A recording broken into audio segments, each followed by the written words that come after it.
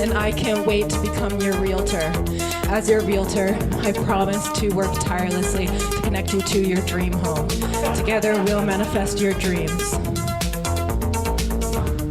No compromises.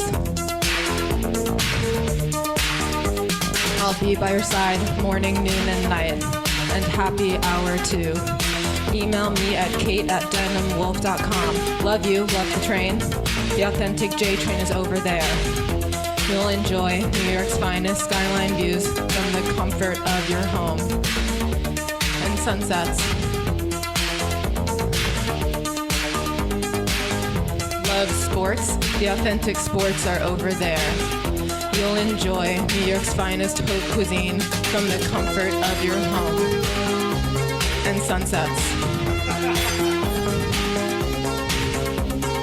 Hi, I'm Kate, and I can't wait to become your realtor. As your realtor, I promise to work tirelessly to connect you to your dream home. Together, we'll manifest your dreams. No compromises.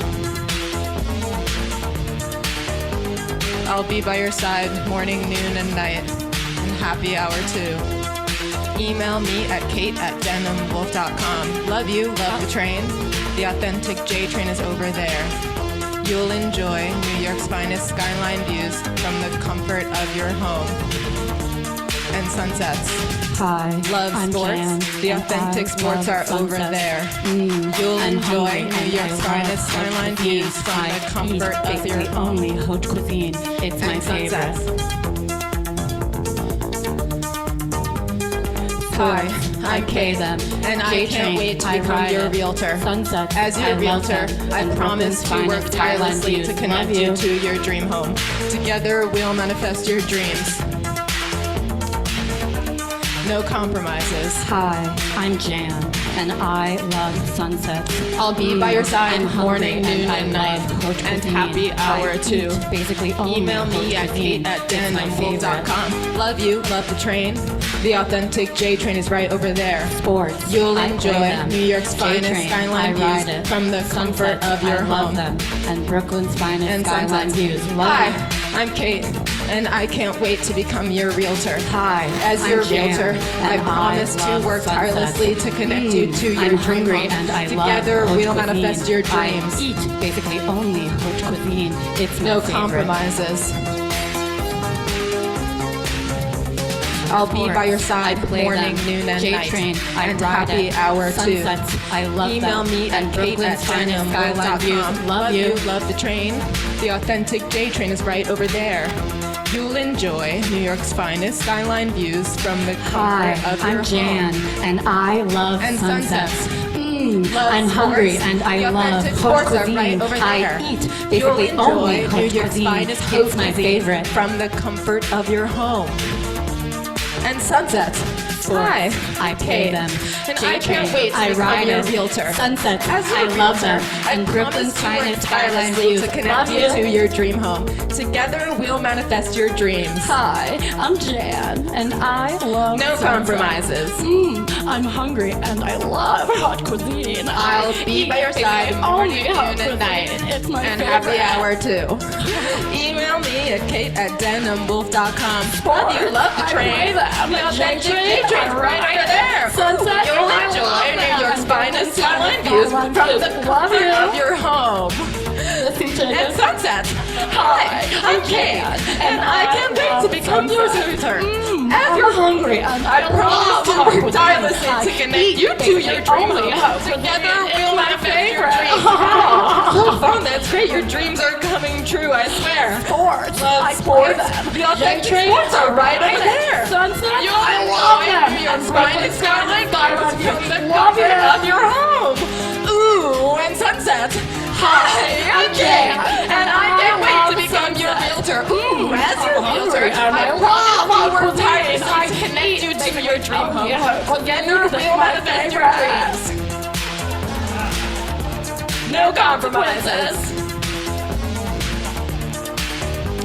I'll be at your home morning, noon, and night train. And happy hour too. I love that. And denimwolf.com. Love you. Love the train. Yeah. The authentic J train's right over there. Oh, you don't say. You'll I love enjoy that. New York's finest skyline views you. from the comfort of your home. That's right. House. Yep, and sunsets. I love sunsets. Ooh, love sport. I Yes, do. you do. I Authentic play views that. right over there. Bocce and golf. Enjoy I love New York's sports. finest home cuisine. I love the home Comfort of your cuisine. home. Look at my favorite. Sunsets. I love sunsets. Love pool. Yeah. Pool.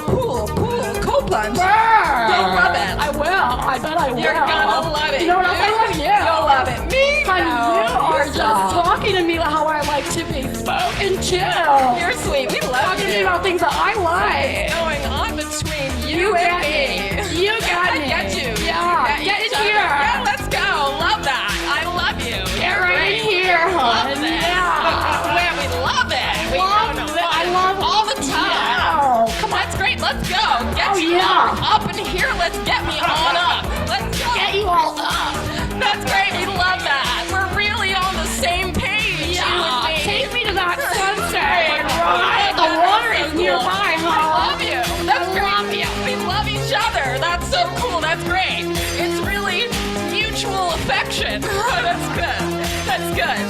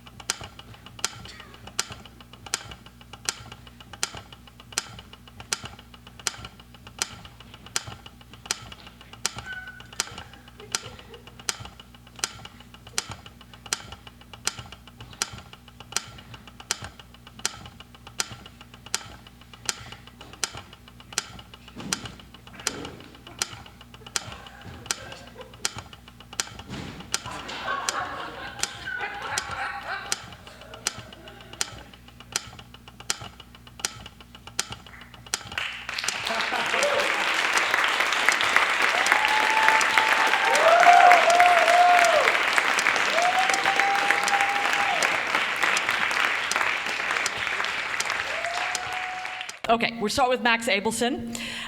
He's the boy in the middle there.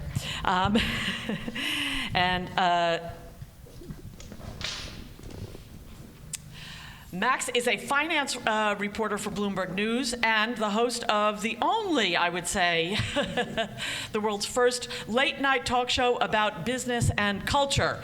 It's no longer on right now, but God bless, we hope that it comes back. He's a longtime contributor to Bloomberg News. He writes about the landscape of money and power with a focus on Wall Street's culture, including race, gender, historic lawsuits, secret settlements, billionaire ego, something I suffer from, and political connections, and comedy. So, Max Abelson, thank you for being here. All right, Laura Engelstein, in addition to being Lena's aunt, thank you, is a professor emerita of history at Yale and Princeton. Thank you.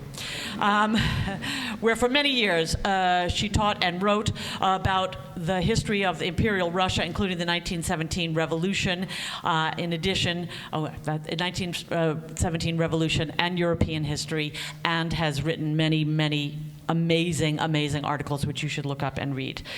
Thank you for being here, Laura. Akanksha Prakash is an engineer turned researcher turned educator from Varanasi, India. She currently teaches psychology at LIU Brooklyn after quitting her job at Google. Let's have a round of applause for that. Thank you very much. I appreciate that. She uses her free time to make sense of the world through writing. She also likes to paint, to draw, to sing, to style, to read, and play pool. And she has written a lot about the use of robotic assistants in senior elder care, a subject that I am deeply, deeply interested in all seriousness. So thank you all for thank you, Akanksha, for being with us. So, amazing. And amazing work we just saw. So I just wanted to in the world of responding to dance, people sometimes feel like they don't know and how to say, just what did you just see? What were you moved by? What were you intrigued by? Any sort of basic feedback of where are we? What just happened in front of us, and what were you interested in? Go ahead, Laura. Okay.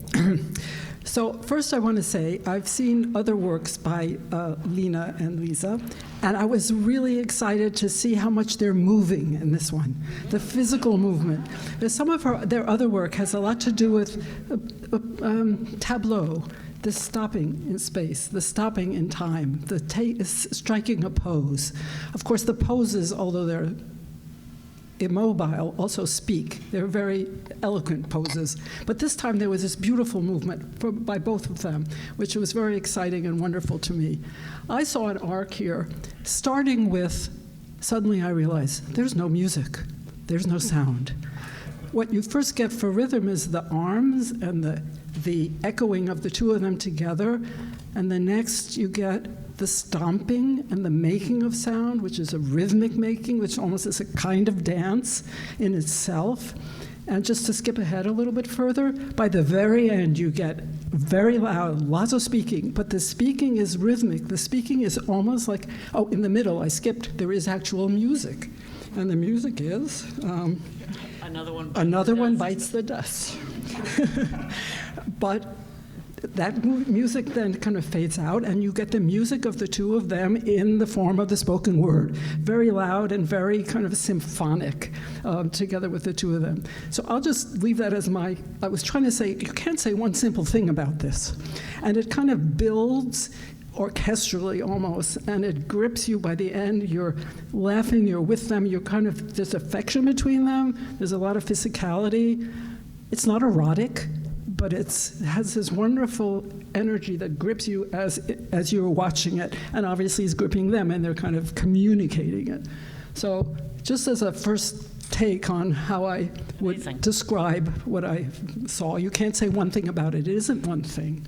It's a moving thing in itself. Not only that they are moving, but the art has an arc. It has almost a kind of an ocean, as if water were building to a certain kind of pressure. In any case, I'll stop. It was wonderful. I thought it was fabulous. Do you want to go ahead, Max? Yeah, sure. I mean, the first thing that I would like to say is I'm just so glaringly unqualified to be talking or really even thinking about dance, let alone to force you all to be stuck with my impressions of it. So I think that what I'd like to do is just say really the things that came to mind while I watched it. And the first, I think the most important thing I want to say is how happy it made me.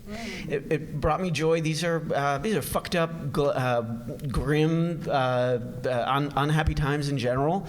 And I feel alienated from a lot of what's going on around me, and I think people seem alienated. And it was so much fun to watch two people, have a duet, and to be in sync with one another, and to be moving together, and moving for each other, and from each other. And I felt it made me very, very happy. And I probably should stop it right there so I can keep it nice, short, and sweet. But I just want to say a few of the things that I was thinking of as you talked. A few things that came to mind as I watched. when I was a kid growing up, I loved watching music videos like 1995, 1996, 1997, and it really brought to mind watching people making a music video, but as you say, there was no music at times, and it's as if, music videos are like little advertisements for something. It was like watching a music video that was advertising exactly nothing but itself, and didn't need to be watched by anyone, or just existing in its own plane. This is a little obscure, but there was a music video by someone named Aphex Twin, made a music. It's not that obscure. Window Liquor was directed by Chris Cunningham, and I remember it was really one of the first things I saw in life where I was like, oh my God, like this is so funny and so amazing. Really swept me away. I wanted to know all about the people who made it and what their lives were like, and I really, really felt the same watching this. Fantastic, thank you. Akanksha. That's so fascinating that you said that it made you happy. So it made me feel a lot, but happiness is not the word I would use to summarize my feelings. I feel like I still, my heart. No, not to judge you. And I think that's what I'm kind of trying to come to. I think that is the power of what they did here. That I think I think everybody in the audience probably felt, but I cannot say that they felt the same thing the person sitting next to them was feeling. But even intra-individually, I think, we're in a state of mind, and I cannot say that if I were to rewatch it tomorrow, I might feel happy. I don't know, but that's what, like, it makes you go inward. This performance, so you're left wondering, like, what is it am I feeling, and why am I feeling that? What is it? So it's like very evocative and very mysterious, and I think to summarize it, actually, if Kafka, the writer, if he had a dance form, I think this is what it would look like. I think that's why I love Kafka so much, because it's like, what the hell just happened, and how did it end like that? And honestly, at some point, it felt like very complex, advanced, hypnotic advertising, but also kind of culty, and I didn't know who they were trying to get in whose cult. Like, are we the audience being recruited? Are they trying to power play each other? I don't know, with the stomping of the feet. So anyway, I love that, how open it is, and it's just very evocative. Fantastic. I think you said it to begin and set the stage for all of that. Thank you. Of like, it's not about one thing. You can't say one thing about it, right? There are all these different responses, and they all are correct, and and where we are with it. And you said something interesting, which is that you felt that it was inward. So I am interested in the fact that I always was aware they were performing to us. So I don't know if we want to speak a little bit to, when did you feel, at what point were you surprised by any of it, but by whether you were, what the contract with the audience was going to be, right? Are they talking to us? Are they talking with each other? Are they with each other? Are they in the world? Where are they? I was thinking of something else. Not say something else. Go ahead. Say whatever you were thinking, Laura. Go for it. That it was really very funny. Yes. Happy is all these things can be side by side and for different people, but especially at the end, and it was self-consciously funny, but it was deadpan funny, and it was just the exquisite pleasure of watching a really great performance, and I think it was directed at us, for us to have the joy in the performance, and they were obviously happy, or it seemed to be. Maybe they were in agony. It looked a lot like they were having a good time. And the other thing is the skill and the discipline and the virtuosity of their physical movements was absolutely glorious. It was great, and it was just a pleasure. A pleasure. It was like watching like looking at a beautiful piece of art, or, of course, they were mocking that. I saw a little bit of anger on the Life magazine. There were a lot of little jokes flying in and out of this performance, or listening to music, something like that. I felt like they were sharing this exuberance that they have. And I also felt they were different. The two different characters of the two performers come out. They sync together, they talk to each other, they separate from each other. And a lot of this is also the way you feel when you're in a really intimate relationship with somebody. It's close, it's far, it's entwined, it's disentwined. There were a little bit of conflict there, sort of comic conflict between the two of them. And then this hilarious ending with the entanglement. And to some extent, I would say, somewhat of a commentary on classic dancing, the ballet where the male lifts the female, or there's some kind of gyrations going on. And this is a kind of gentle, not mockery, but commentary. Another way of sharing weight and being and partnering. Yeah, cool. Any other comments around? Can I piggyback? Yes, you can. Please do. I'm still fascinated how different feelings are around this, because yeah, it was funny, but for me it was absurd funny, which is but also like the power play in the beginning. I thought Lena was like the dominant one, and then even though Lisa was wearing red, and I was like, just like, who's doing the subtle control and who's doing the obvious control? So for me, that was fascinating too. And then the metronome, towards the end. And I'm a musical person, so I liked when they were like counting on and they were, the numbers kind of matched with what was in the audio, and then it didn't. And that was also, again, a very interesting kind of absurd. Like, what is happening? And yeah, anyway, so. It's just like you laugh, but you're like still thinking, what am I laughing at? Should I be disturbed by this? Should I be enjoying this? Am I concerned for the people who are doing this on stage? I don't know. So am I concerned for myself? Are they trying to, I really many times thought, are they trying to recruit me into a cult? Because I come from India, I've seen, like in a cult, like, I'm joining. Like there's a lot of like snake charming, and some of their actions, like, is this how people like try to charm you or like do magic spell on you? I don't know, like some of their actions actually felt like they're casting a spell. So, but who were they doing that to was a big question in my mind. Anyway, I loved it, absolutely. And I'll definitely have after effects. I think I'll keep thinking about it and feeling it for a long time. Well, just so that I don't sound stupid, I'm going to stick in the realm of like feelings, because all feelings are valid, So here's just what I felt at the time. No, they are. Well, to pick up on what you said about humor, my wife and I, just the other night, we watched Buster Keaton, Sherlock Jr., where he's a really bad investigator, but he's also a film projectionist, and he takes a nap, and the film that's being projected turns into kind of the movie itself, but in the movie he's a very good investigator. To prepare one smart thing that I thought I could say on this panel, I'm not even going to say it. I'm actually going to skip over that and tell you that's how brave I am.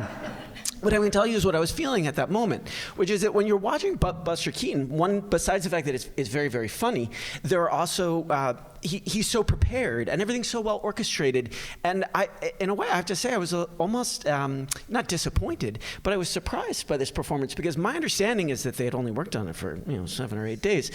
It felt like a Buster Keaton routine. The face in the magazine that walked by outside, and the everything about it. I mean, this is probably an uncouth thing to say about art you've just seen, but it's the word I felt. I felt that it was a little bit perfect, that things were syncing up, and it felt beschert. And I was a little shocked by its Buster Keaton quality of things falling into place and being chaotic right at the same time.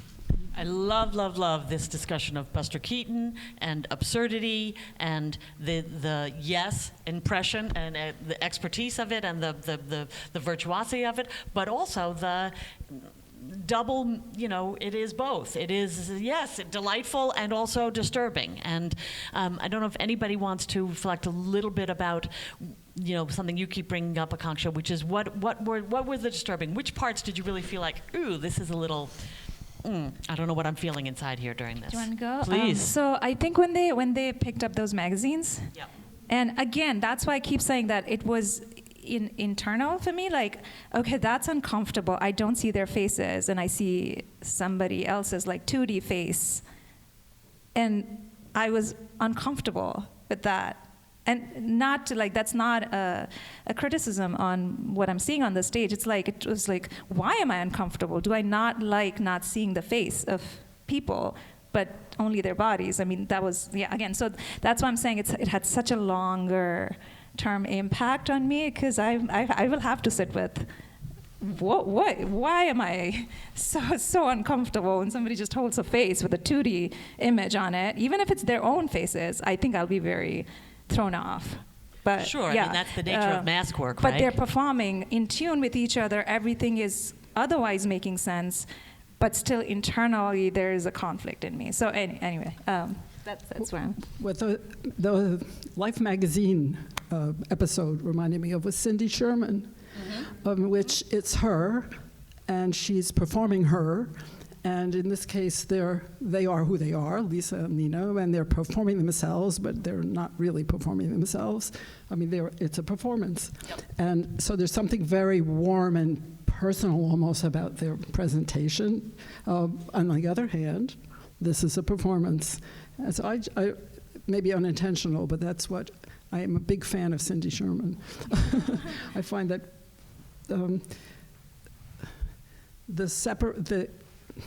okay, I'll say that's it. I'm going to kind of mess around trying to articulate what it's about. I'll pick up from where you are. You know, in the one set of feelings is our own as their audience watching them, but then it occurs to me that there's a whole other plane of feelings, which is what their feelings are and what they're dancing about. And I just want to say to everyone, my wife and I came to this from an open house. So imagine my shock. Imagine my shock when. Now I'm going back to my uncouth level, but my favorite part of the dance was the terrific song about real estate and selling, and that also was very scary. I found myself shaken by it and unsettled.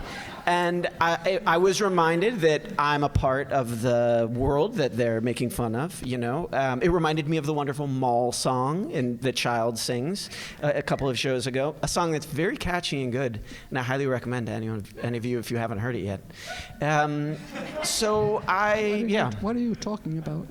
Well, there's a great song that's a jingle of a phone number, and just it's sort of maybe one thing I'm saying is that the line of where we're hearing music or dance that's about something, and it might be making fun of it, but it might be participating in it, or it might just be it without any spin at all. I find that dreamy and ambiguous in their work, and it's not preachy. You don't really know if they're mocking or celebrating or just participating.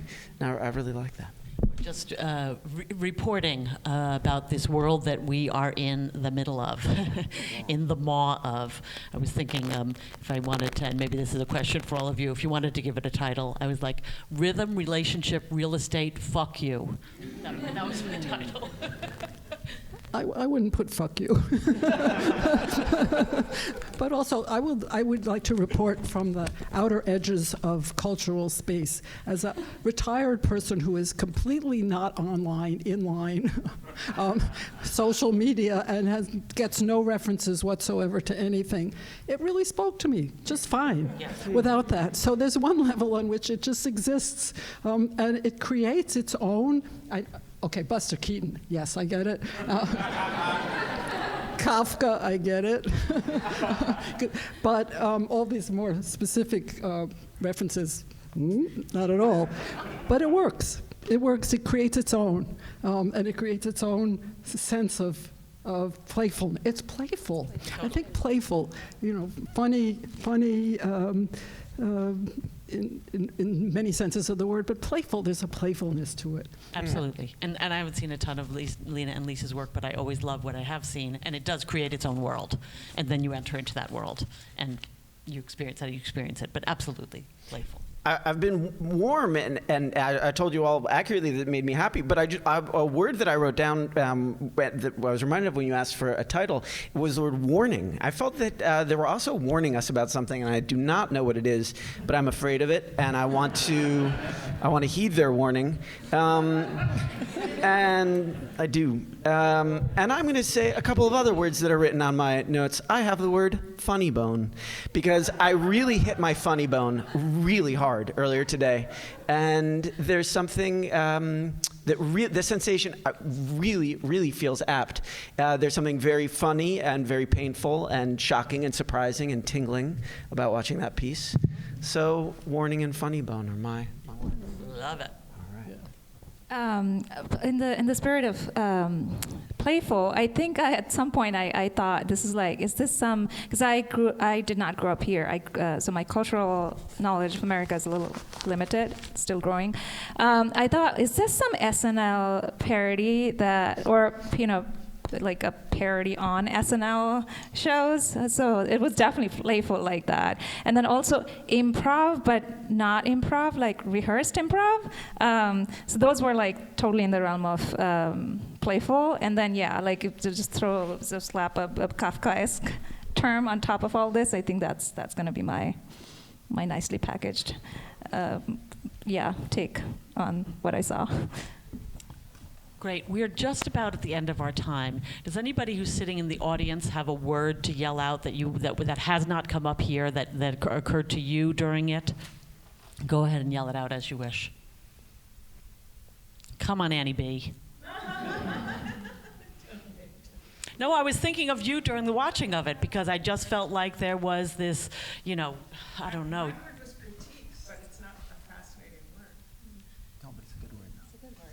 Critique is not an opposite of warning. Yeah. Melting. Fabulous. Any other words? Crescendo. Mm-hmm. Yeah, I mean, I had a thing. I had a thing about New York, right? We started on the street, and the street was part of it, and intentionally and unintentionally, and then we ended in real estate, and we're navigating whatever in between, right? Media and each other. I really felt like that was this electric between the two of them at all points in it. So there was electricity to it as well. I just want to say one more word. Another attribute of this performance is it generated this discussion. And I've really enjoyed very much what my other panelists have been saying. We all thought, what are we going to say, just on the spur of the moment? And we were panicked. We were panicked. And yet you've done incredible. So like, do you want to? I'm going to have us do one more thing. A question. Do you have a question? If you had a question to ask about it, what would it be? Can I go? So, I mean, I don't need a whole entire, explanation or interpretation of what every step was, but I would like to know, like, what was the theme? Is this? That's what I want to know. Like, are you representing life, self? Like, were you two, the what we see, the aware self and the co-aware self, or I don't know, like, what was that? Like, at a very thematic level. I'm passing one to you. I'm going to ask a question, which is really a salute, a congratulation. Like, another one bites the dust. Like, you've done this rhythm, with credible rhythm, connecting rhythm with each other, electric between each other, and then the world's most sampled bass line comes in. Like, it is the bass line of like 20 songs, right? And I'm just like, that is somehow our heartbeat rhythm. And at least my generation. So anyway, I just thought, there it is. Or we're going back to the heartbeat, and then the metronome came in, and it was like, okay, there's the mechanical heartbeat. So anyway, I was fascinated by that, and wondering how much of that was intentional, or we're just rocking with what comes up for us, which is also fine, as you say. Playful is playful, and playful is great. Any other thoughts or questions? You can have a last thought. It doesn't have to be a question.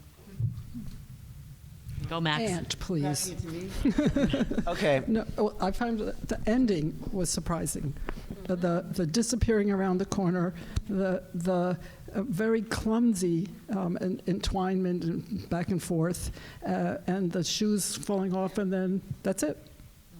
And the other thing about this whole evening is this was, as you were sort of disconcerted by how perfect it seemed.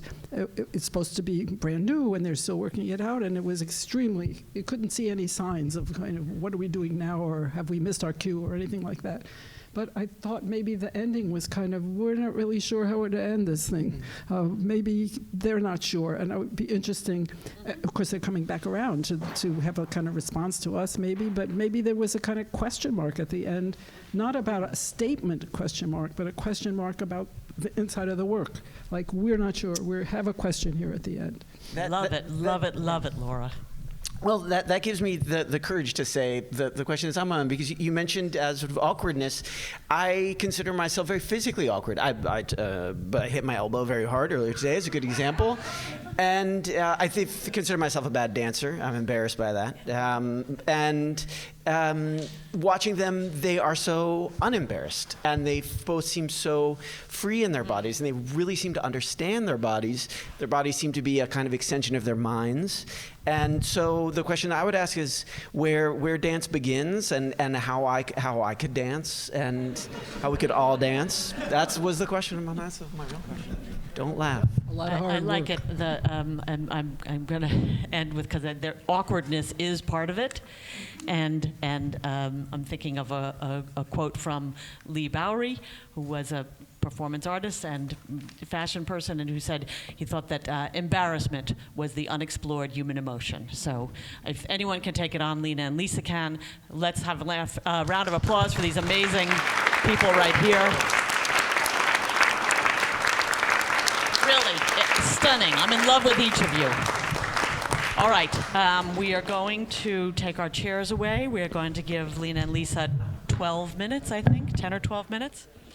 We're gonna redo, and I think Michael did brief you on how this works, right? I didn't hear it because we're outside, but 12 minutes where we basically redo some of that with some of the sort of trying to. We're going to do it better with what they told us. We're trying to put into action something that was said, because that is something we try to ask of performance. But we're also going to. Go ahead, sorry. We're also going to redo a section that you saw that where the sound cue was a little off, so that's kind of also part of this. We want to show you the way that we thought it would go. No, we didn't do any tech or any of this, so everything is just emergent. So, Sorry, go ahead. that's it. Well, I was just going to say, it's cool that you thought it was perfect, despite that it didn't go how we thought it was going to go. So it's sort of like the perfection is within us. What do you think about that? I don't feel perfect. We're going to put it to the test.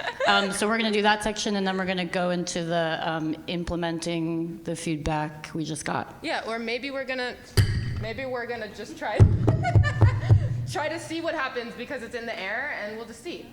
Yeah. Okay.